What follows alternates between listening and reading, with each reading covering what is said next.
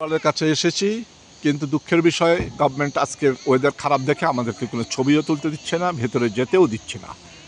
খুব দুঃখের বিষয়।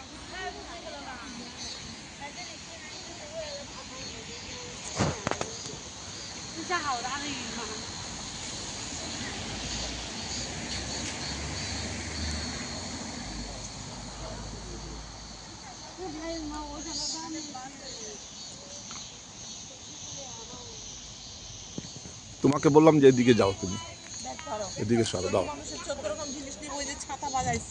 বাজার তো অসুবিধা নেই।